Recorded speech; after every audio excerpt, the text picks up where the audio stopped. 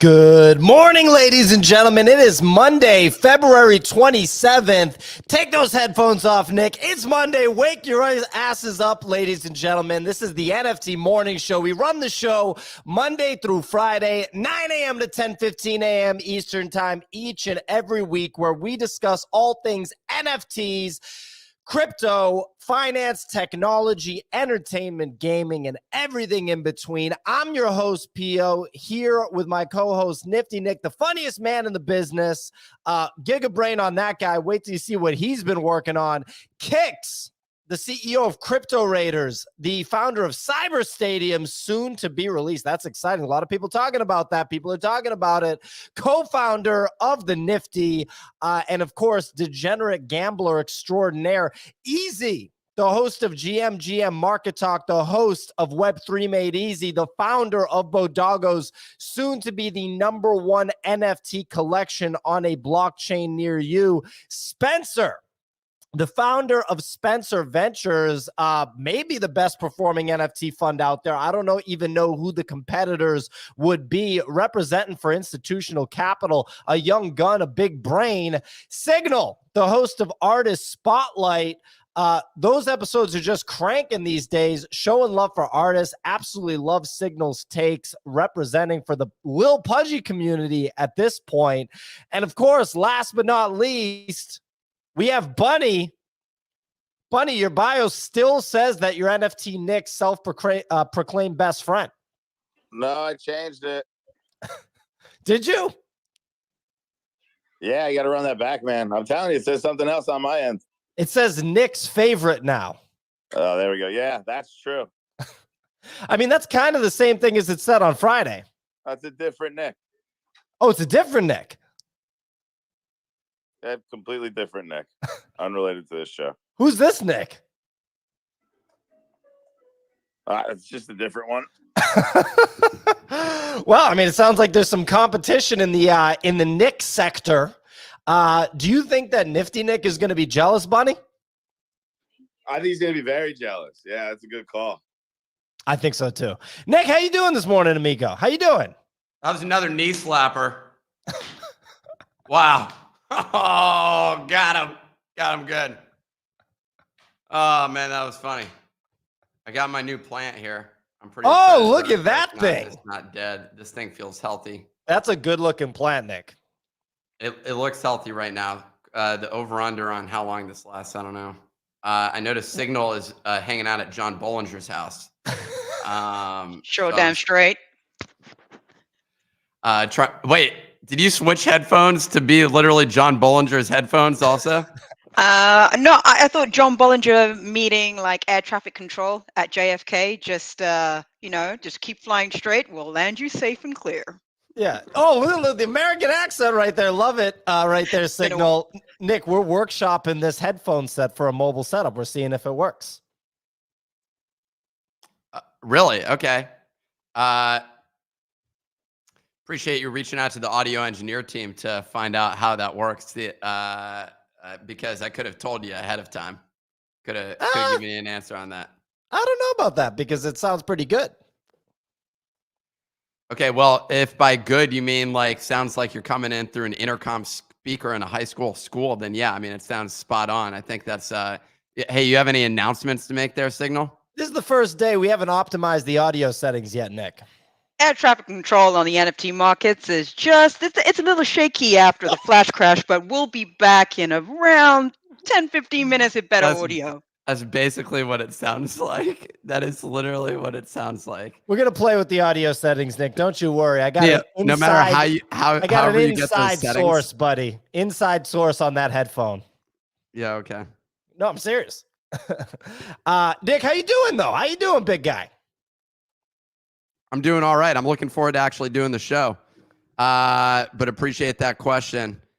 We saw each other last night, but you're wondering how I slept. Is that what you're curious about? No, I didn't. I saw you literally last night, so I feel like you know what's going on in my life, Pia. You know? well, ladies and this gentlemen. morning, if you, I'm drinking my Cinnabon coffee this morning. I'm testing it out this morning again. Pio thinks it's disgusting because it doesn't so fit. Gross. Dude, so it literally tastes like a Cinnabon. I mean, look, Nick, we can do this offline. The audience doesn't need to hear it, but I feel like you're tripling and quadrupling down into this, like, non-European diet. Let's put it that way. Let's call it a if we're not going to throw shade at the Americans out there, we're going to call it a non-European diet. Eating a Cinnabon, Pio. Pio like cares about the taste of the coffee rather than the fact that it's just coffee. I'm just saying, if you go to northern Italy and you're like, hey, here's my Cinnabon coffee. You realize everyone in Italy is like, that's a bankrupt country, and like people don't work for 90% of the year. But like, yeah, let's base our entire like standard based on it. Like, there's not an entrepreneurial ounce of anything inside of pretty much Enzo anybody Ferrari, living in bro. Italy. Enzo Ferrari, ever heard of him? Yeah, Big well, name. they weren't doing so great at F1 up until season 5 on Netflix, which let me tell you, they're killing it right now in season 5. So I'm pretty excited about that. Quite the turnaround for that team. Well, there you go. I heard about this show. I'm very excited about this show. I didn't get a chance to watch it. I watched Succession after our little dinner last night, Nick. Succession, season 3, episode 9 or episode 8. Very, very strong performances there. Have you ever watched Succession, Nick? You asked me that yesterday. You already know the answer to this. I'm not into fake conversations, Pio. I'm just letting you know straight up. Like, if you're going to queue up a question to an answer that you already know, you're not being genuine. You're being dishonest. You're deceiving I people. forgot. I mean, quite frankly, I just don't even remember if you've seen it. Wouldn't be surprised if you had. I've seen the whole thing. Oh, look at that. Look at that. I saw it as it came out. Bunny, you got your hand raised. Disappointing thing was that I was just wondering what Nick's thoughts on Succession was. I mean, look, we got other people following up on it, Nick. I'm just letting you know. I mean, it just feels it feels like misleading. So maybe if you came forth with like true integrity and honesty moving forward, that people would be really say, "Wow, I respect that guy." You know, I respect the integrity of this person. I don't feel like I'm listening in on a conversation that already happened.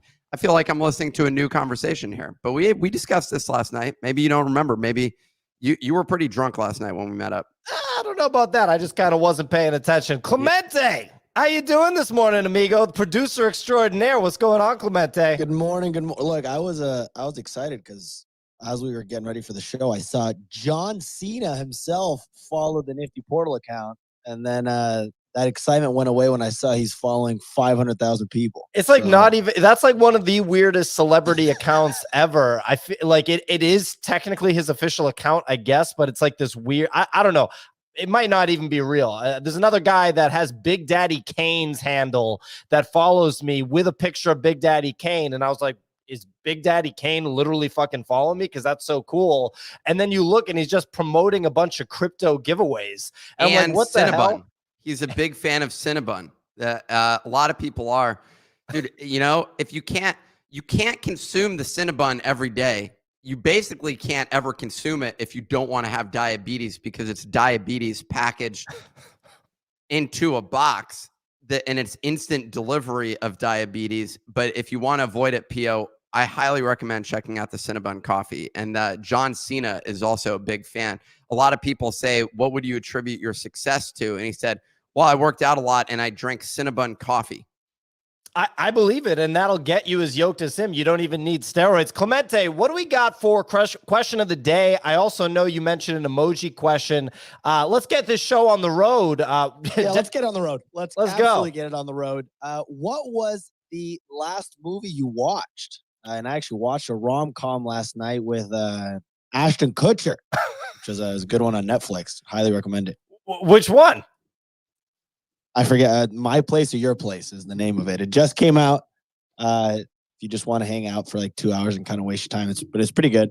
You know, usual rom-com. Very nice. I know Nick's been cranking out the Oscar movies. See, I remember that from last night. I watched this weekend. I saw The Fabelmans, which a movie that, as Pio and I were discussing, nobody ever heard of until it was nominated for Best Picture. Literally, Steven Spielberg just like creates a movie and people are like, oh my God.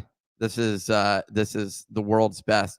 It's a movie about making movies with a plot line that's fairly flat. There's not a lot of volatility through the movie, but if you're yearning for a reflection on the filmmaking of yesteryear, primarily from the 1950s, where you had to slice film and manually tape it together. And the effects were done by making manipulations to the film itself. Go check it out. But there's not much to that. I don't understand. This one is not Best Picture. I will say that Everything Everywhere All at Once, though, I feel like that one should win. That one's probably the best of all the ones that I've seen here. Top Gun Maverick for Best Picture is a little aggressive. It's a great movie. Best Picture, though, seems like a little extreme. Like, it's Top Gun. You know what you're getting when you watch it. Well, you're getting apparently an Oscar-worthy film.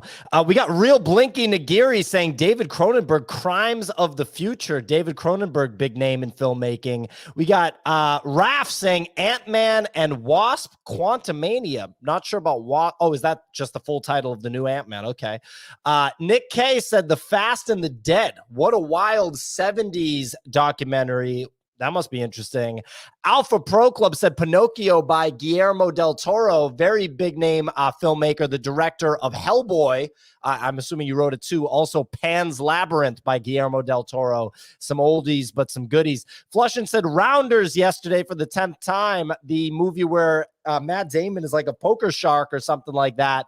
Manny said Baby Boy. That's a classic. I believe Tyrese is in Baby Boy. Juniper said Knives Out, Glass Onion. Nick, you want to read a couple of these? Yes, I do. Glass Onion was a pretty good one. Abro, The Big Short, he was watching that as part of just a pump up sort of motivational movie. It's known for just motivating people, you know. It's King Ahmed says, I've been watching The Last of Us. That's not a movie, though. That's a show, I think. Very popular show. Laura said she slept off during Your Place or Mine. I slept off. I didn't even know that was a saying. I slept off Elvis. I couldn't make it through the whole movie. I was just because I watched it late, and I was too lazy to read. I'm not going to purchase it again. I go on iTunes and I get these rentals that I pay for. I'm paying for rentals, people. The Fast and the Dead from Nick K. What a wild 70s documentary, he says. And Jen Campen says Cloud Atlas. I watched Cloud Atlas on a long plane flight, 3-hour-long movie. Great movie. Cloud Atlas. Jen Kempen says, meet me in the bathroom. No, thank you. It's a documentary about Brooklyn rock in the early 2000s. Yes, Interpol, LCD sound system, TV on the radio. That sounds pretty cool. Well, yeah, I wonder what they were doing in the bathroom, huh, Nick? Probably sexual things. Oh, that's where your mind goes. I was thinking hard drugs. Yeah. Me and Kick's on the same page. What are those? Ladies and gentlemen, we will read more of these responses later in the show. Thank you for chiming in. Today's show is sponsored by us, by our newsletter. Subscribe at thenifty.com. That's THENIFTY.com. The Nifty Daily Digest, as of now, is published 7 days a week. Nick, anything to add about the newsletter? We haven't given out a portal in a few days, at least, so we'll give away one more. Sign up at thenifty.com, THENIFTY.com. After I put in the spam blocking mechanisms in place, a lot fewer people were signing up, Pio. I'm not sure if you noticed this, but the charts have dropped drastically thanks to me putting in effective spam blocking. So you the need spam blocking is working. Hell yeah. All right, get your spammers out of here. Anyway, ladies and gentlemen, you hear that? We're giving away a portal. Make sure that you subscribe to the newsletter. Pretty good odds. Pretty good odds at this point. Subscribe to the newsletter. We're giving one away later in the day. Signal on weather today. Signal, please take it away. Yeah, good morning, guys. Monday, the 27th of February. Market volume over the weekend coming in at 89 million. Blur around 61 million, while OpenSea is around 17. So you've seen Blur just keeping the majority of the share there. Leaders, backup apes at 70. So they recovered well. Mutants holding 15, and Punk still at that 64 ETH range. Azuki at 15. Moonbirds recovered up to 6.6. Doodles 5.3. Clone X sub 5 down at 4. 0.8. Ouch. Over the weekend, it was a volatile weekend. If you were watching the markets, we saw apes dip down to as low as 58 ETH, but it has recovered post Blur farming flash crash. A lot of the established collections actually went all the way down. Azuki went down to sub 14. Pepins went sub 0.5. Ret Guy touched 1 ETH, but all of these have recovered. So we're seeing a sort of 5 to 15% recovery on prices this morning. One of the biggest winners of the weekend was Vincent Van Doe's notable Pepes. Even with 237K supply, they are up 6x since mint. People don't obviously talk about it that much because it's only 0.03, but the first 5 cards of this collection immediately sold out in phase 1. The Natomoto card is up at 4.7 ETH this morning, and all the other 4 cards have done at 10x out of the gate. So an amazing cook if you're on the allow list for that. On to bids. UpDown got rejected for their key offer of $1 million to Mongrel.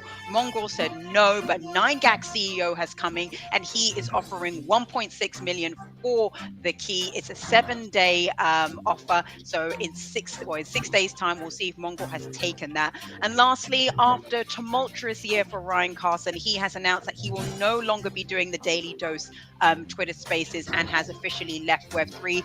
The Daily Dose community has been handed over to Zeneca and the Zen Academy community there. So watch out to see what happens there. On to crypto, things are pretty stable considering I think one of the biggest drops over the weekend was Blur. That has come down to 0.85. So overall, post this flash crash, the recovery is good. Look out for collections that have been immune to this sort of market pullback over the last couple of days. Those have been some of the most interesting to watch, such as notable Pepes. So for now, that 24-hour forecast is light showers, but still could be heavy showers coming in later. Back to you in the studio. Absolutely fantastic weather report. As usual, Signal. Some other updates from the Nifty Daily Digest. Subscribe at thenifty.com. We're giving away a portal today to one lucky subscriber later in the show. So make sure that you subscribe at thenifty.com.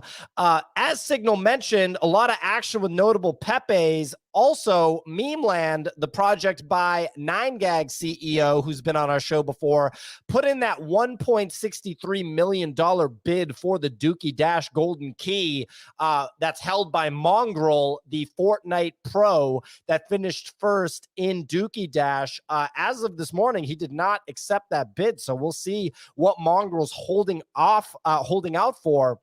Over the weekend, Justin Sun, the founder of Tron, staked 150,000 ETH, which is actually 0.9% of all staked ETH. So making a splash there in the staking pool, Justin Sun is.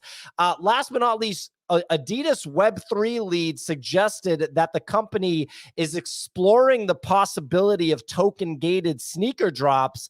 I mean, I personally imagine that will be something that happens in the future, given the parallels between sneaker collecting culture and NFT collecting culture. It does feel natural, although none of the legacy or the Web2 brands, I should say, that have come into the space have truly implemented this in a way that's attracted a lot of attention. One last thing, Trip Hawkins, the founder and CEO of EA, launched an NFT-based company called Games for a Living, which focuses on blockchain gaming with play-to-earn dynamics. So you're seeing a deeper and deeper emphasis on gaming in the NFT space and from people outside of the NFT space coming in. So those are your updates from the Nifty Daily Digest. We want to talk a little bit about NFT Paris to kick things off before we get into some of the other action, like Mongrel's rejection of the $1.1 million bid from UpDAO and Blur and some of the action that's happening there. But Signal, what happened in NFT Paris? How was that?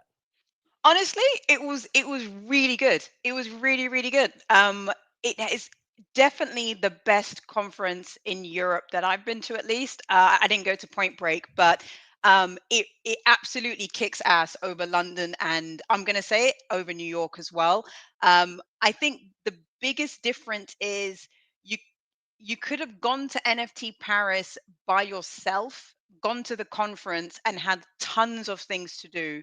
Whilst I think other conferences where they lack in speaker ability to deliver, you would go to those conferences and be bored by the speakers, and then you'd just be sort of stuck having to look at the vendors.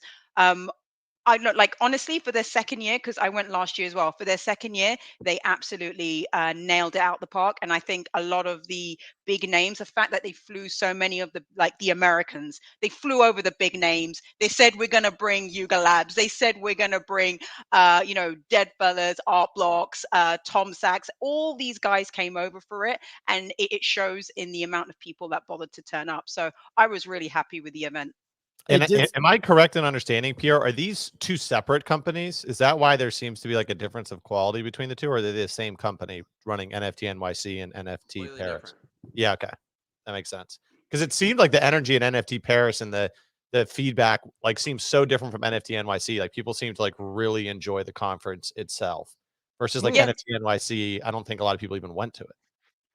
The thing that I see the major difference is the quality of the speakers. Like, you can just tell the fact that they had so many headline names, it automatically makes people want to pay to go to the conference, as opposed to having not those big names, and then people don't really want to go and hear that particular group of speakers, because you're also paying like hundreds of dollars to go to these events, so it has to be worth your time. And they just, like, if you're an American coming to Paris, that venue was literally your dream. Like, the speakers sat in front of the Eiffel Tower, and it was just like, honestly, it was beautiful to watch. So I would say, if you're going to go to a conference and you don't want to go to the US, come to NFT Paris, and hopefully they do something like that again next year. Nick, something to add? I wasn't there, man. All the people that were there say it was a great time, but like, do we really believe them? Like, I mean, that's the real question that I'm trying to figure out. Yeah, there's a picture in front of, like, let me pay, hundreds of dollars to sit in front of the Eiffel Tower. If I'm going to go to Paris, I'm just going to go there and eat, and then and let me tell you, I'm going to have some, like, just a baguette sandwich, which I end up consuming off of a local store. Don't even need to go to an expensive place. It tastes better than basically 99% of the food that you get in New York.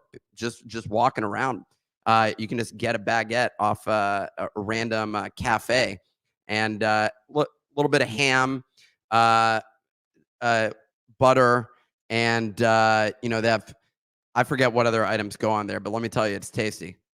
Well, there you go. I guess, how do we feel about NFT NYC coming in a month and a half? Seems like a lot of people weren't that interested in that. Do we think that there's going to be the same level of significance this year that there was last year? Well, I mean, clearly not, given the fact that a lot of people a lot of brands aren't showing up to it. But I think that it's still a relevant event. And we happen to be in New York, so that is incredibly convenient for us. A very low cost experience outside of paying to host an event.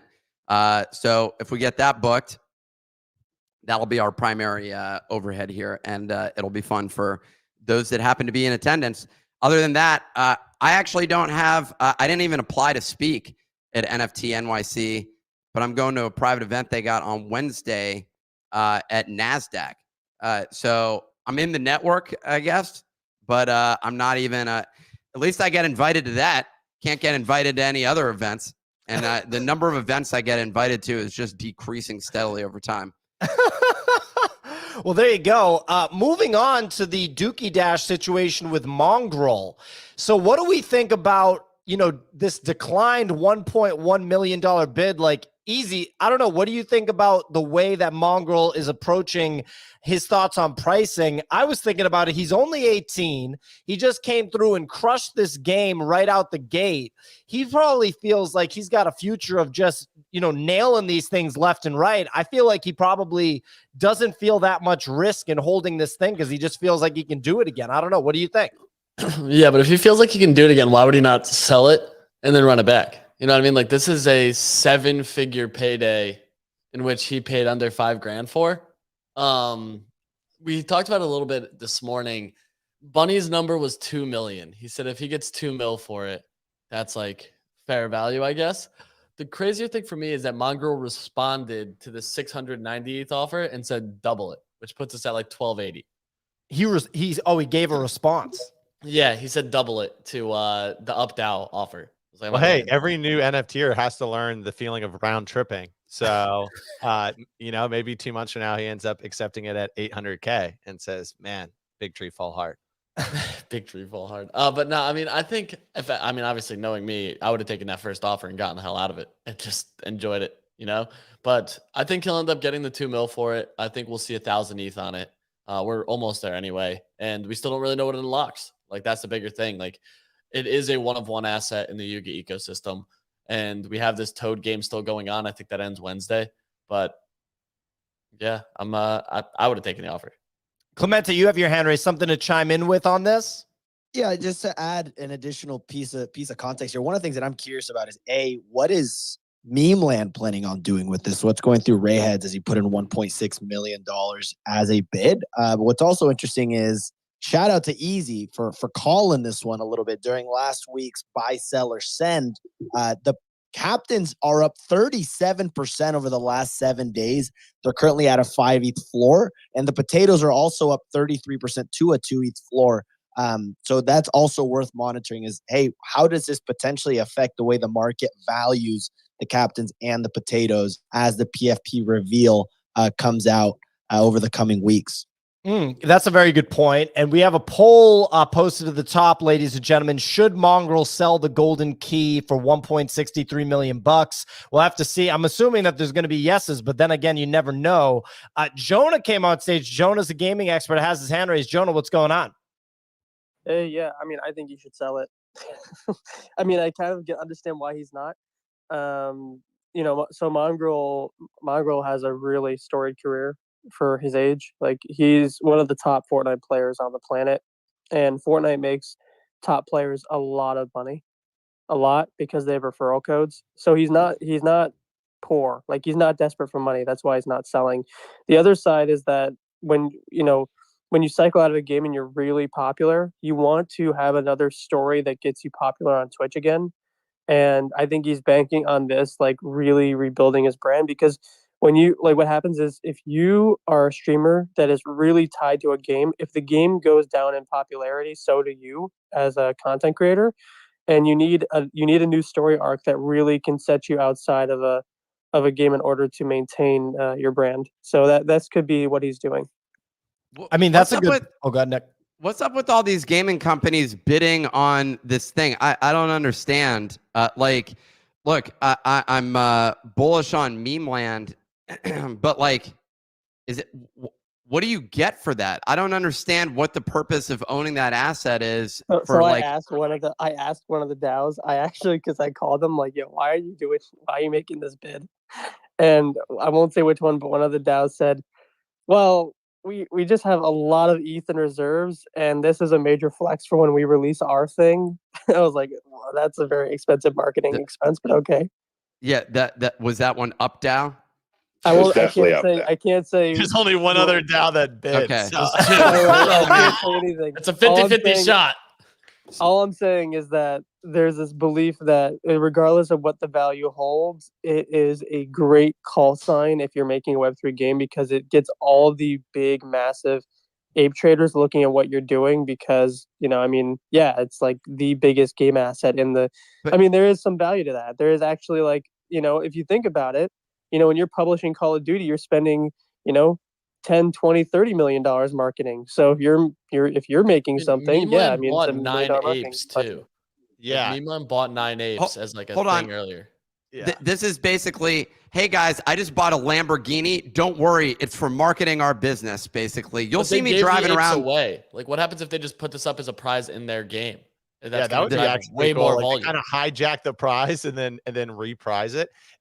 I didn't know they gave away the apes again, so that actually is pretty interesting from a marketing strategy. So if 9gag won, you'd have to wonder if then they embed it in the game, which is kind of badass. At first, I thought they were doing like the sandbox play. Back in the day, sandbox. I mean, they even bought one of my board apes like back in June of last year, where they were buying other NFT assets as just sort of a marketing play. I don't think it worked out at all for them from a marketing standpoint, but it did work out great for them from a return on investment standpoint, because they were buying those apes at 4 to 6 ETH. But if they're embedding these NFT assets into their own launches and games, it's pretty interesting gamification.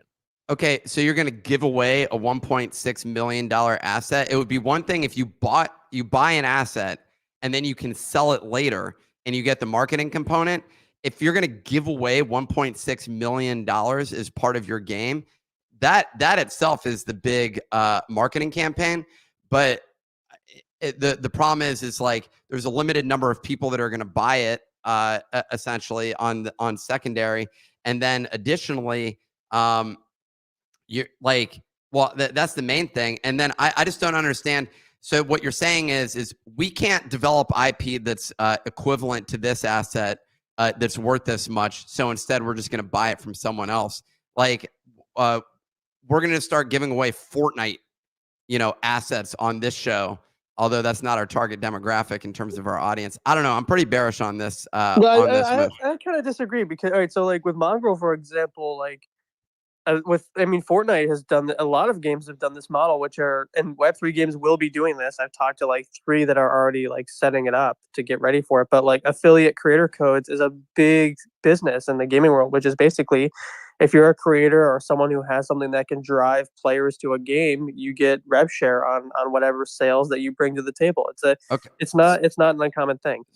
So you're saying basically if I buy this asset and Mongrel gives me a consulting package where he plays my game on stream for a month as part of this purchase, then that makes sense. But otherwise, I still stand by the fact that this is ludicrous. I think there are worse ways to spend your money, but I mean, would I do it? No. Well, yeah, you can light it on fire. I'm not saying it's the dumbest thing people have ever done, is what I'm saying. Like it has some reasoning to it, even though it's not something I would do. And I also don't think it's a massive marketing cost, depending on how big the game becomes. Layden said a couple of weeks ago that there are whales spending $50,000 per day on in-game purchases. So like what I'm saying, like we don't know what, and we also don't know what the key will do in the future. So there could be actually like positive cash flows to come from the key in the future. So I don't think it's as a company, depending on the size of the company, it's the worst play to do. It's completely speculative. And also, I can only speak about UpDAO, but Pixel Vault holders have always been bullish on apes. There have been many opportunities, even when the comics came out, that they were saying, don't make the comics about punks, make the comics about apes. And so there's actually a big overlap in those two communities as well. So I think bidding for this key is not, and at least on the UpDAO side, is not out of characteristic for them. Gabe said, well, there was a response this weekend. Susan Cummings, she's been in gaming for 20 years apparently, and she said that number sounded ludicrous. And I remember back with when Zynga had Farmville, there were basically rumors that went around when a lot of the whale conversation was happening. Basically people were saying that there were individuals who were spending more than like 10 grand in a month. And that was like a holy shit sort of number. 50,000 in a day on a mobile game is pretty extreme. You'd be at the high roller table in Vegas playing Baccarat with that sort of to have that drop, and you'd get a free hotel room for probably a month for like participating on that level. But you got yourself a private suite there. Well, hey, at the end of the day, talking marketing, I mean, both of these companies have us talking about them for just putting offers on this, which I think lends credence to just the sheer power of Yuga Labs. And then also they could have gotten on our show for far less. Yeah, exactly. And both of these companies, trying to do some innovative things. Maybe it works out, maybe it doesn't, but at least, we're seeing some new marketing things. And there's all sorts of things NIGAG could do. They could fractionalize the key, right? Or they could hire Mongrel again I don't know if the key already unlocks the end result, but if it already unlocks the end result, they could, fractionalize it. As Sig said, it could be a super rare giveaway in the game. But yeah, either way, we're talking about them. So it is a one-of-one Yuga Labs asset, which we haven't really seen before. We've seen the Mega Mutants and, the Gold Apes and, the Astronaut Apes, like high-value Yuga assets, but we've never seen a true one-of-one. Spencer has his hand raised. Spencer, something to chime in with? Yeah, I mean, I think it'll be interesting, too. Like, when you were talking about this as a marketing spend, my understanding was that he bid on it from his personal account, right? Like, how confident are you that these are like the businesses bidding on it versus like individual collectors? I mean, if you're someone with a lot of money in the NFT space, as you said, like there really aren't other one-of-one assets in the Yuga Labs ecosystem, right? The closest we saw was Mega Mutants, and so like just forget it for a moment, like just buying this asset doesn't seem unreasonable, even in the $2 million range, because you got Gold Apes going every day of the week for $1 million. You got Mega Mutants going every day of the week for $1 million, right? And there's like 60 Gold Apes, there's 20 Mega Mutants, there's one key, right? And I don't know, like I think easily in the last bull market, this would have gone for a lot more. The thing is that you guys said that I did want to put a counterpoint to is the idea that that it would make sense. So maybe it goes like a company could buy this for marketing and then it goes up in price. Like that feels really, really inappropriate for companies to do. And it just like, I cannot tell you how giga bearish I feel on companies that are like pseudo trading their treasuries, right? And this is something that we talk not enough about in the space, but like it's my view that if you ever see CEOs of a company using company funds to buy speculative NFTs, you just run, right? Like that's a sign that it's over, in my view. I mean, you know, that's a fair way to look at it. Jonah, you have your hand raised, something to chime in with before we move on? Yeah, I mean, so I agree with Spencer on like spending your own treasury like that. That's like very irresponsible. On the other side, you know, when you spend money on marketing, you're not exactly looking for a return on your marketing. You're looking to build your brand value for a longer term of the value of the brand. So like if you spend 1.6 million on an advertisement, but it generated enough value and clicks and engagement for your brand, and you can afford it, and you think you can make that money back on whatever other product you're going to promote, then it is worthwhile.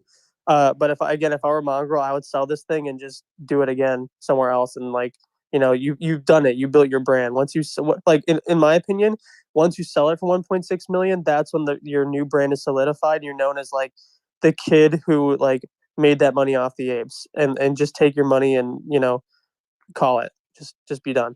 Yeah, I mean, look, I tend to agree to a point. I think what Spencer said about Gold Apes, Mega Mutants and everything, at the end of the day, if he's comping this one-of-one asset against those assets, then the offers I mean, maybe the 1.6 is fair, but I think he might be thinking like $2 million, right? Because there's only one of these things. Nick? Yeah, I think maybe my perspective is just biased because we're just relatively poor compared to some of these people that are willing to spend that much. And so that's why I have such a gross misunderstanding of proper capital management, is because I'm just like, I'm a peasant relative to all these ballers. And so I'm the first to acknowledge it. You know, a lot of people, I have that discount Tiffany necklace that I feel really positive about, but a lot of other people look at me and they say, you only spent $1,000 on that. What type of loser are you? I'll throw in one other thing here. There was someone who tweeted out this weekend a picture of them on a private jet with them on their computer, them shopping for CryptoPunks. And it was the douchiest tweet that I've ever seen in my life. Like it just didn't make any sense. And I was like, if this is the audience of people that are buying CryptoPunks, then like, I don't know, maybe it was a bad idea, you know, buying that thing. It was just, it was obscene just seeing it. And he's flying on the private jet with himself. And it was just, I don't know. It was from Tokyo back to like the US or something. And I'm just like, I don't like this. Like this ain't classy. Breaking news, that is the audience for CryptoPunks. I mean, it is, and if you're lucky enough, it's literally the ultimate digital flex, right? So, like, if you're flying in a private jet, you know, in Web3, you're probably looking at CryptoPunks. And the point is, if you're like smart enough to have bought it for less than what the future private jet people have, then you were smart. So that's where you're at, Nick. So, you know, I think selling it now before all the private jet people get in, that's going to be a risky move. Anyway, ladies and gentlemen, a reminder that the show is sponsored by the Nifty Daily Digest. Sign up at thenifty.com. That's THENIFTY.com. That is our daily newsletter. It goes out 7 days a week. We're giving away a portal during this show to one of the subscribers of the newsletter. So if you haven't subscribed, make sure you do subscribe for a chance to win. Also, should clarify, and this is Spencer kind of made an offhanded comment about this, just to clarify, the 9gag CEO did put in his bid, or it's not from company treasury funds. So there you go. That's not what's happening here. Just wanted to make sure we clarify that. So next talk. And Pio, to clarify, I wasn't saying at all to sell meme land or anything because of this bid. I got a couple of DMs about that. I was just saying, in the case in general, where you see people trading the treasury, like big flag.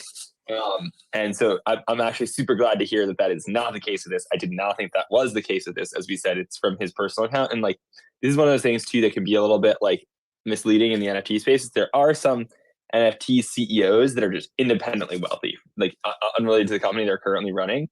And another example of that was like Ice Bags over at Kempai Pandas. Mm-hmm. Like when you see him flexing on his private jets, like he'd been done flying private before he had an he's NFT not project, using right? company funds to do it. And to Spencer's point, this is like, I think that like 2 weeks after Pixelmon made $60 million, the founder then went and bought like multi-million dollars worth of NFTs, obviously with the Pixelmon money. So there's clear differences between the two.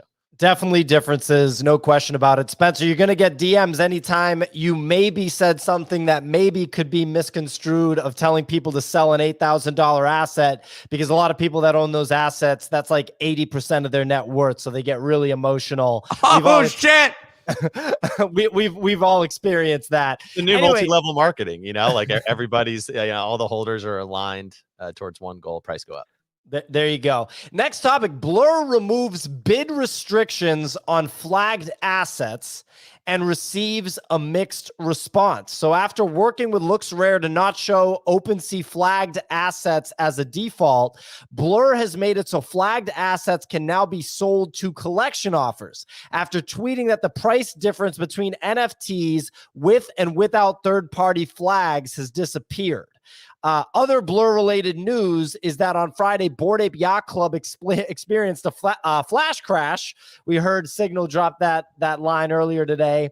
And so, I mean, look, more action in the Blur ecosystem. This flash crash was in response. It was actually right after OSF and Mando sold for 9.1 million. Basically, people are pointing the finger at Machi, Big Brother, and Franklin is bored for their behavior. And Franklin actually was on this show right before this happened on Friday. Easy, I'd love to know your take. I want to hear from Nick on this. Like, Easy, what do you think of all that action on Blur right now? Blur had some interesting statistics where they were saying that flagged assets, because of the Blur farming, were actually like very close to the floor price of non-flagged assets. It was basically minuscule. So at that point, you can actually enable flagged or unflagged. They've given options, but by default, they don't provide it. And I think the bigger thing, like my cause of like concern, is that it's just continuing down this path of like NFTs are no better than just like a shitcoin with a picture at this point, because like now you're literally just trading an order book. Who cares what the asset is that you're getting? And the Blur farmers are just playing into that with the instant liquidity. The pressure put on Franklin's actually like more interesting to me, because he's not even top 15 anymore in Blur farming points. Machi's still one, but there's 14 other people. I think 16, to be honest. I think he's 17 right now in front of him. It's just that Franklin's a popular name, so people just kind of go that route. And that's like the bigger thing to me. I think that. Okay. Sorry, go ahead. Sorry, dude. I just ruined the vibes. I was going to say that Spencer, I just saw Spencer tweeted out something last night that I thought was interesting on that point, Easy, that that Mache and Franklin were getting all of this heat for like crashing the floor price, when in reality it was OSF and Mando that sold all of the apes that then caused the price to go down, even though now that it's like back up. So it's just interesting that certain people get all of the hate, when in reality, like there's one party that actually sold it. And I'm not blaming them. They made $9 million. That should be like cheered in the NFT space, that they made such a legendary trade. We should be able to cheer them and also not blame the people that got caught holding the bag and had to de-risk. Like, if you're playing a high stakes game, you're playing a high stakes game. Like, you got to understand the risks and that things like this can happen. So I like that tweet. I definitely agreed with it. And Spencer has his hand raised. Spencer, something to chime in with here? Yeah, I don't know. That tweet was more about, like, I've just seen a lot of people recently been saying like, oh, the Blur bid farming is crashing the floors. And like, that's just certainly not true, right? Like, the thing about it is that the bid farmers are clearly a net zero impact on the floor, in the sense of like, yes, when they get dumped into, they resell. but that means that there's like sell pressure from one actual seller and it goes to them, right? Then when they resell, that's just the same. Like it has no impact because it was already being sold into the floor anyway.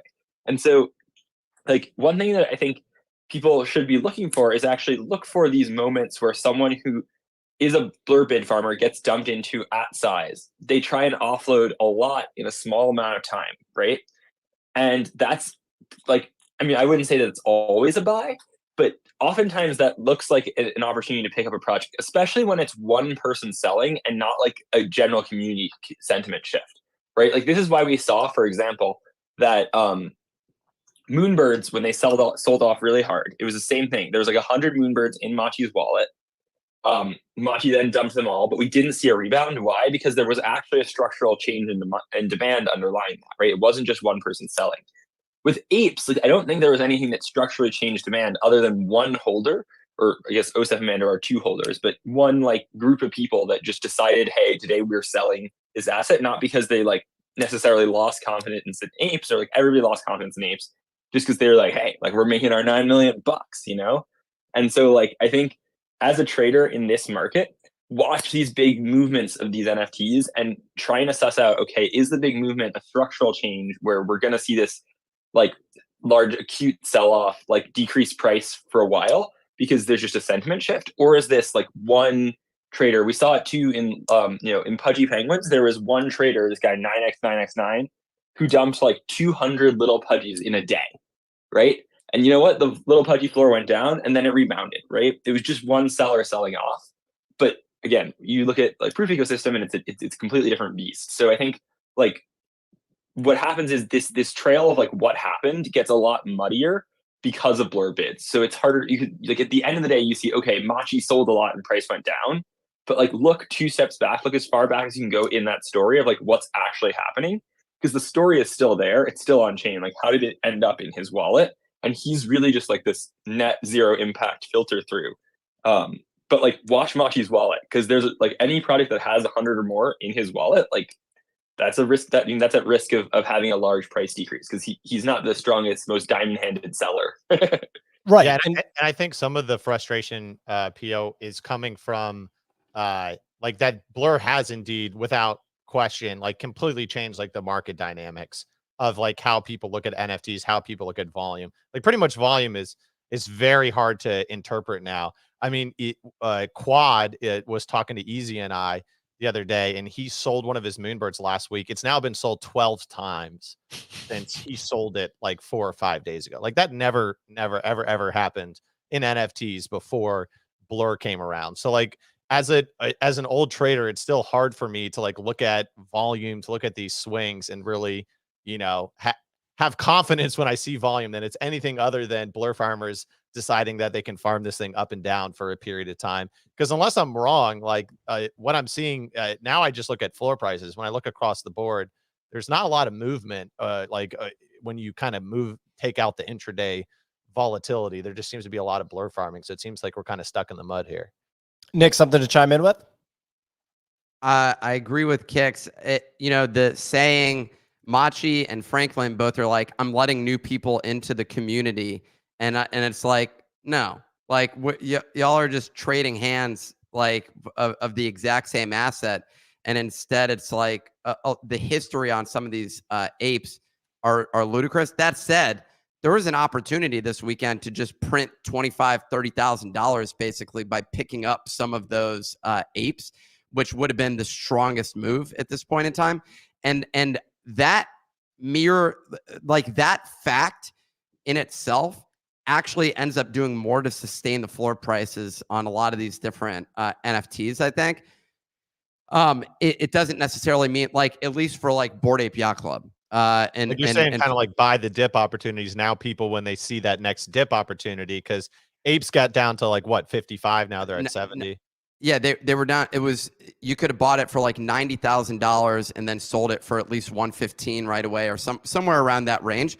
And so that means like I'm now willing to risk $90,000 on a bet basically to go and try and call that bottom. Now, let me tell you, historically, making that sort of trade is one of the most risky trades you can do. but inevitably it provides some sort of floor.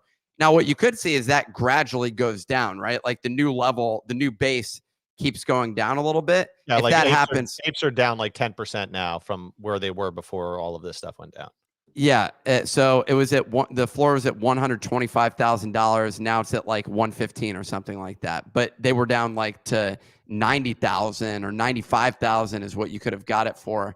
And if you're holding and you were considering, I mean, at some point I even think about my own. I'm like, yo, I bought this thing for like $1,000. I can sell this thing the other day for 125,000. I mean, you have a to new profile pic. Why not?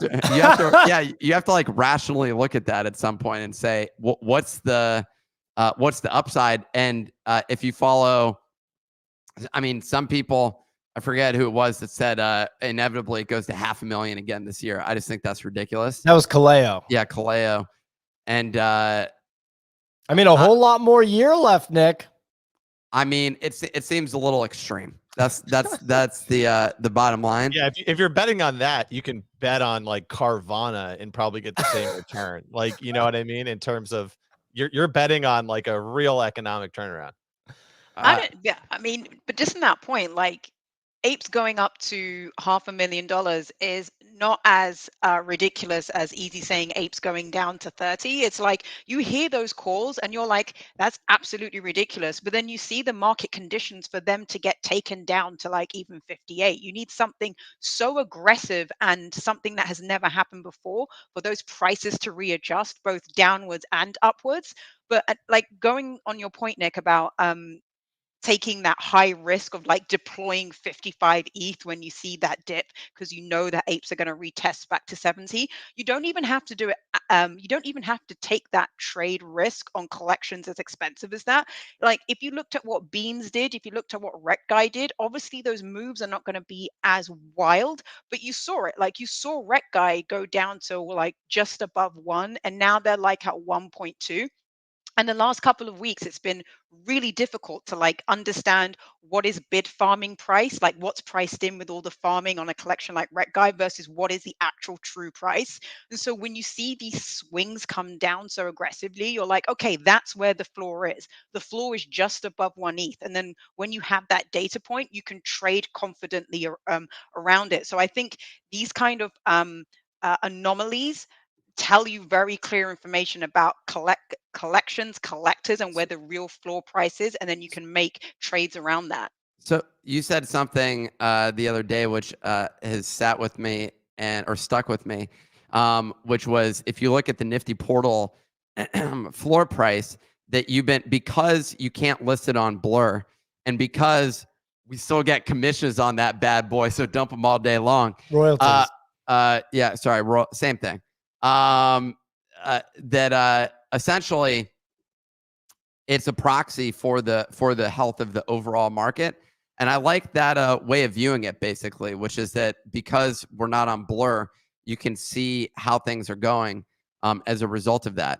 That said, I mean, I see a lot of our activity on it goes to WETH offers, which makes me think that I missed my opportunity to make some WETH offers on our own project. But I'm going to start doing that. I'm just too lazy to convert into WETH. But I like that as like sort of a proxy guide for, what people think of the health of the overall market. That was insightful.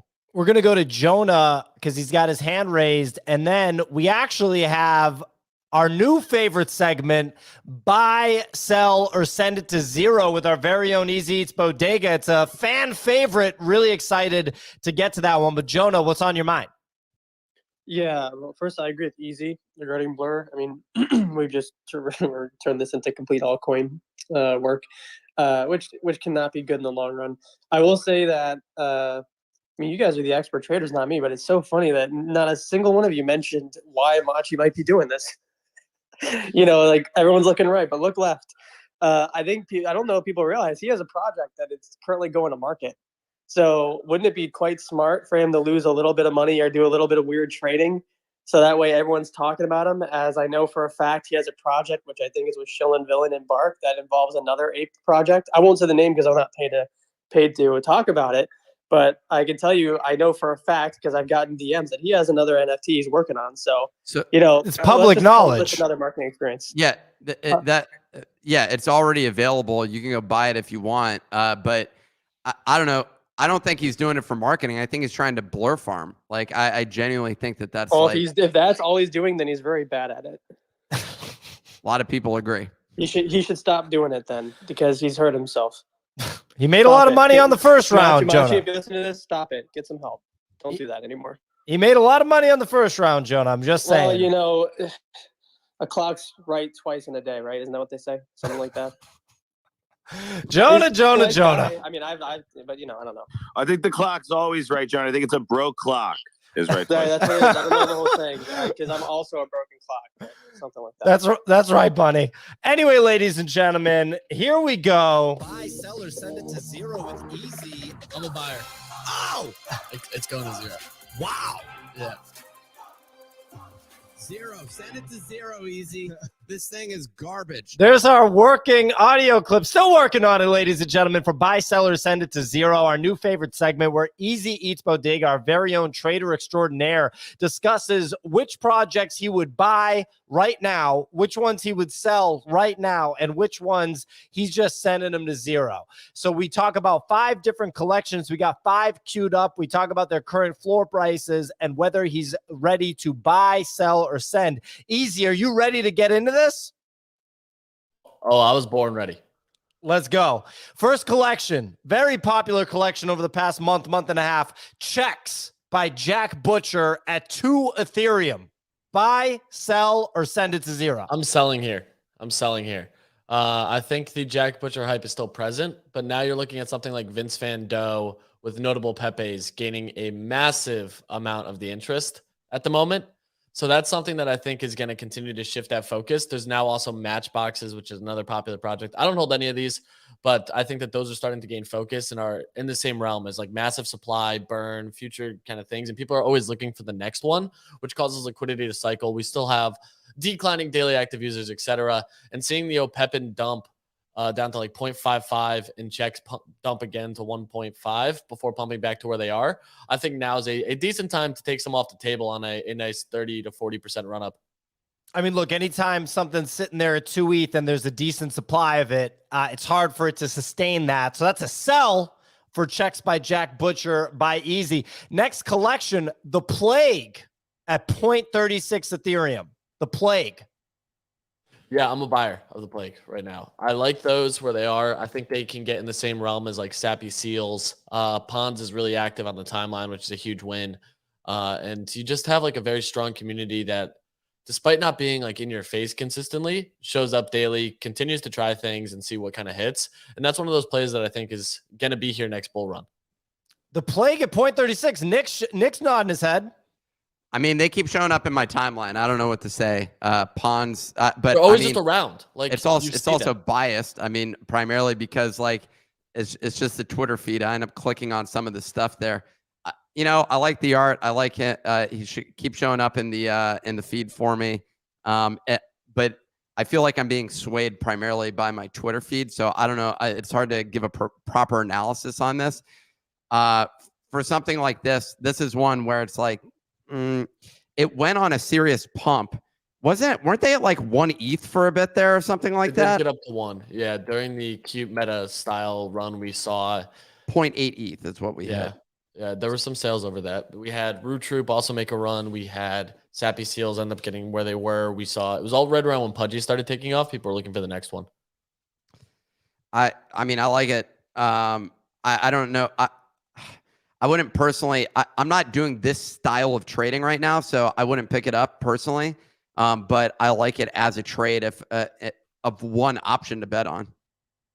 All right, ladies and gentlemen, that's a buy from Easy on The Plague at 0.36 ETH. Next collection, an oldie but a goodie, our good old friend Gary Vaynerchuk, VFriends at 4.9 Ethereum. VFriends, the OG Gary V NFT collection.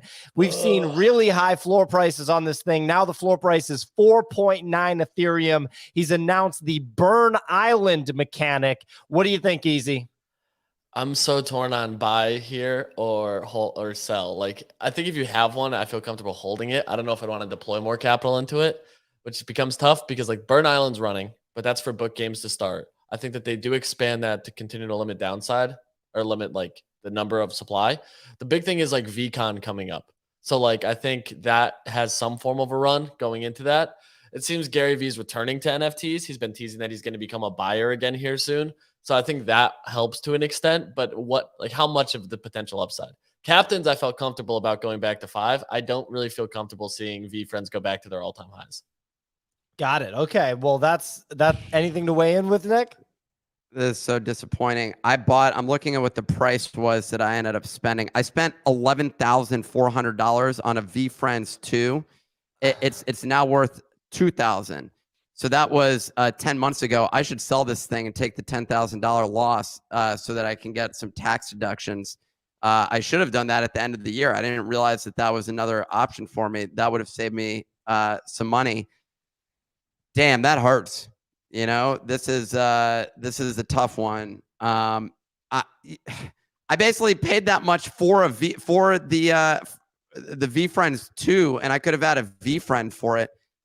It's disappointing to see. I'm gonna be honest. I mean, it's one which is like in terms of the community, I feel like we see a lot less overlap between V Friends and the NFT flipping space at this point in time. But if you think back to like a year ago or maybe over the past 2 years, we went from this community being heavily exposed to V Friends and very communicative about it to a lot of that community not talking about it anymore, at least it not being visible on our timeline. And so that's something that I don't know, that part is tough. So yeah, I don't know. We'll see how this pans out. You know, now that I'm not a speaker at VCon, I don't even know if I'm going. You know, that's kind of how I'm feeling right now. I'm thinking, you know, I got to focus on my business, you know, the business that we're building. And, you know, and that's kind of how I'm feeling about it right now. A little bit hurt. I'm going to text Gary and be like, yo, do you offer refunds? I'm just kidding. Well, Nick, dude, owning one of the V Friends right now. I mean, I feel like if you don't have one, it's one of the mid caps at this point. It was in the blue chip territory before, but I like holding it as a mid cap. And I think Gary's going to figure something out.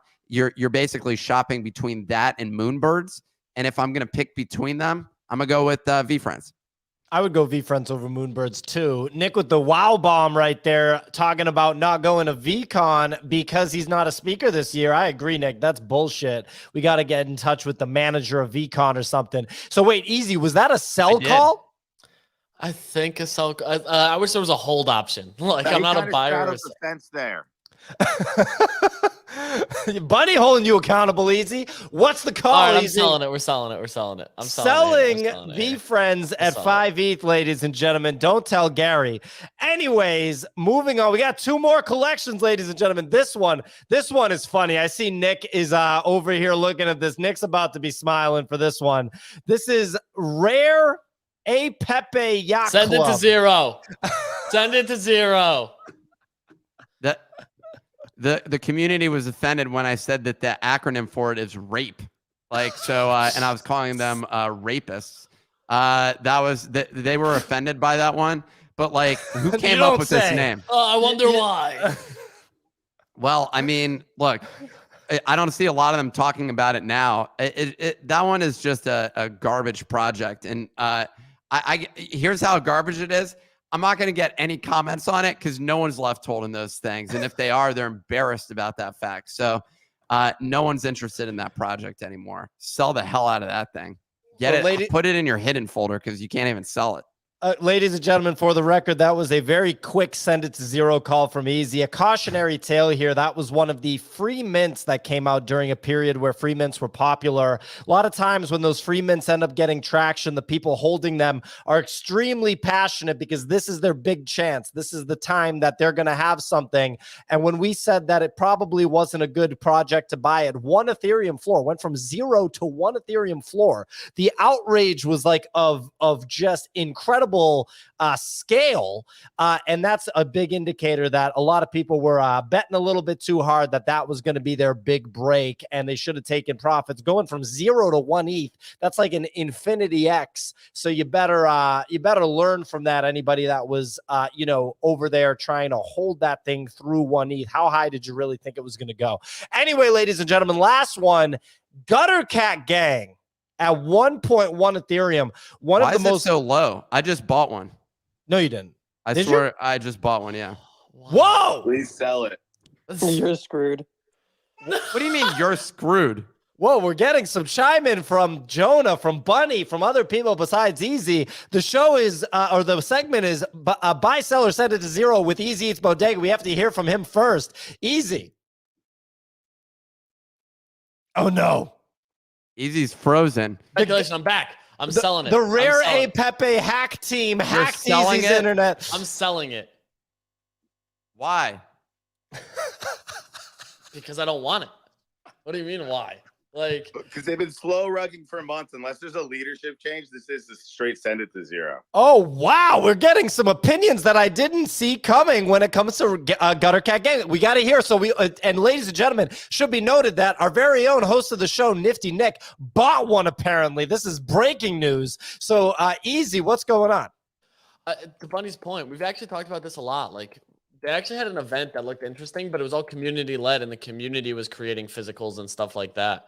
That was like not the project. So it's like, I don't know what else has happened. These were the pinnacle of like a strong community, and they even did GutterCon in Vegas. And now since, it's just kind of like fallen off, I guess you could say. And I don't know how they rebound. Like, I think Bunny's right. You need The a only leadership. other catalyst I could think of for them was when they sponsored a team in the TBT, like that big summer basketball tournament. Yeah. But that was also community driven.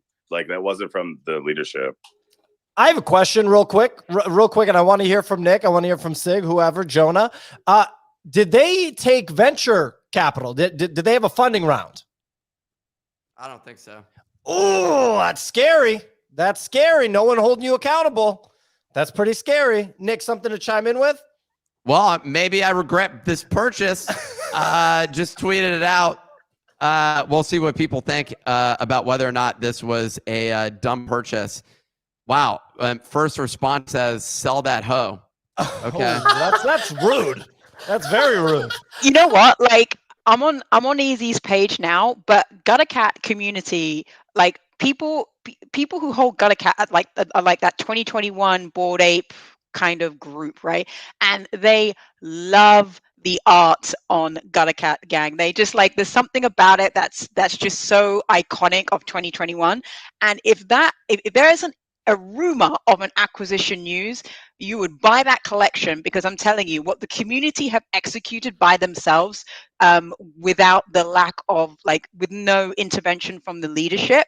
It goes to show you just how like cultish, and I say that in a positive way, and how much they want Gutter Cat Gang to actually succeed. So I would say, unfortunately, Nick, you probably bought in a little bit too high, but everyone's give it 18 months. Give it 18 months, and if you see acquisition news or anything like that, that's going full send. If Oniforce ran how it did on an acquisition, and GutterCat even gets a rumbling of one, this thing goes to 3 ETH. Okay, real quick, I just want to point this out, ladies and gentlemen. What you guys are talking about is that this is literally like a rug pull, actually, and you're banking on an acquisition from somebody else because the current team will not do anything. Yeah, it's an RNA, rugs and acquisition. Oh my God. I mean, that's not great. That's not good for right now. Nick's face says it all. Well, look, if anybody in the audience wants to give me one fact check, have they taken venture funding? If they've taken venture funding, No. then that's a different. Well, then that's bad news, man. Like, this is the part that NFT market participants don't understand. People had like a negative sentiment towards venture funding. Venture funding keeps these people accountable. They can get sued by investors. Yeah, I mean, dude, you're not going to do anything if you have venture funding. Literally, A16Z invest in you, you're just not going to do anything. That's going to happen. It's a different story if you have A16Z, but talk to any venture capitalist about some of the worst portfolio companies that they have and what went down, and everyone has a story, and it doesn't involve lawsuits. They just write it off as a loss largely. But yes, I mean, look, investors expect in general to lose on you. They don't want to, but like, and they're placing a bet hoping that they succeed. But generally, portfolios within the venture space loses money, so it's not a guarantee. The distinction not a guarantee. The guarantee is the distinction is who loses money in this. And right now, the distribution of losers in this case is primarily customers who have this. I think it's just crazy that this turned out. I did not realize that this has gone full blown Wait, rug. Nick, why did you buy this one? It literally looks like if Tony the Tiger was a crack addict. Can I not? Hey, nice I don't joke, need Jonah. any Nice feedback joke, here. Okay. Hold on, but Nick, real quick, because I do think a lot of times I say things and you play devil's advocate, which is great. But I just want to like really dive into this for 1 second. Do you not agree that in this space there's a pretty significant percentage of individuals that create these, X thousand piece generative JPEG collections, and after making the art, that is the only effort they put forward? Would you say that that's fair? Oh, I agree with that. They had like a full roadmap. What was even crazier? They definitely were trying for a period of time. But Nick, do you know what I mean? That like, let's say a funding round comes in, with institutional investors. Wouldn't that make it less likely that people would do literally nothing? Because we see some people do literally nothing after they make the JPEGs. It is a signal, and I think it is a better signal. And also the fact that now they're not getting royalties makes it a worse scenario. This could be one of the ones that gets really penalized as a result of the death of royalties. I even look towards Pudgy Penguins and think about the amount of capital that they have on hand and say, man, they have to execute. But you still have to say, well, what's the business model for a lot of these different projects now? Gutter Cats was some of the best execution in terms of rolling out PFP projects. And I remember people saying I loved their stand where they had street ball basically at NFT. That was cool. But outside of that, yeah, maybe this was like a trash purchase. And your point about like, I'm not saying that venture capital isn't like, I don't mean like that it's a bad signal. I think that it is like, it's more positive than having no capital. I'll agree with that. It's not a guarantee of anything, but yeah, the fact that they don't have it, I just don't know if it's necessarily an inverted thing, but like if they generated, they're one of the highest traded secondary projects. They have over 26,000 worth of ETH that was traded on there. With let's call it, their royalty rate was 5%. So that means just on that level, if they had 26,000 ETH, that's 1,300 ETH. If you take it at an average of, let's give them 2,250, they made $3 million just on royalties of Gutter Cat Gang alone. They should have generated, I feel like they were one that generated upwards of $10 million. I just read an article that they literally pulled in $10 to $15 million during a short period of time, peak bull run. Yeah. So, and they probably made more as the royalties continued. So I just feel like that aspect of things to me is like, dude, if you can't figure something out, that said, what we're witnessing and what we're experiencing is the reality that I mentioned the other day, which is that like the vast majority of people in Web3 don't know how to make a business. They know, or build a business. They know how to generate sales of NFTs. Which there is a distinction between those two things. Gutter Cat Gang has, they're in the top 100 of all time volume on OpenSea, but they've done as much, they're at the same level as like Cool Man's Universe, right? And Gutter Cat Gang's been here for all of eternity. And Coolman's has never had a floor price upwards of 10 ETH. No. Like, I don't know. I've been pretty bearish on this for a while, so. Someone said, I'd rather be this an undisclosed promo than an actual purchase you made. I think I know how Mongrel should spend his money. I think he should take the 1.6 million. And that's the rudest comment ever. Yeah, that's pretty bad. That is so rude. What? That is the funny. Who said that? I'm following that person. That was funny. Who said that? Dude, every comment is that this is an awful purchase. I've never seen this universal disdain against a project. I basically just lost money. Should I just like dump it to WETH offers at this point? No. I think you should hold it now for brand. I think you should hold it. Well, whatever you do, the whole thing was worth it for that comment. That's a hilarious thing to say. Well, look, ladies and gentlemen, that was an epic segment of buy, sell, or send it to zero. The segment where Easy Eats Bodega lets us know whether he's buying, selling, or sending it to zero. To recap, that was a sell on checks by Jack Butcher at 2 ETH. It was a buy on the Plague at 0.36 ETH. It was a sell, but a tough decision on VFriends at 4.9 ETH. That's why we do this segment. We challenge Easy to make tough decisions. That was a sell at 4.9 ETH for VFriends. That was a send it to zero, and no surprise, on Rare a Pepe Yacht Club 0.1 ETH. And last but not least, was it a sell or a send it to zero, Easy, on Gutter Cat Gang? A sell. It was a sell. Not too harsh. It was a sell on Gutter Cat Gang at 1.1 ETH. The audience is being quite harsh on Gutter Cat Gang after Nick put in a purchase with one person saying that they'd rather it be an undisclosed sponsorship than a I'm legit about buy. to just sell this thing. Like, I'm literally just about to turn around and sell it.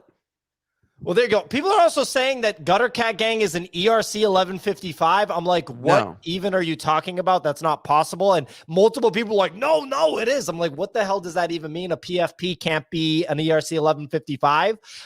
But anyway, Nick, we got to give away that portal and then we're wrapped up. I'll send an email to whoever it is. I mean, Nick's dealing with something different, ladies and gentlemen. The portal will get distributed. I mean, what do I have to do? Anyway, ladies and gentlemen, that's our show. Shout out to 9gag CEO. We'll have to reach out and have 9gag CEO come back on the show another time. For the second time, we're definitely overdue for something like that. Right now. If he's down, of course, shout out to 9gag and the squad over at Meme Land. Anyway, that's our show, ladies and gentlemen. That's it for today. We run the show Monday through Friday, 9 a.m. to 10:15 a.m. Eastern time each and every week, where we discuss all things NFTs.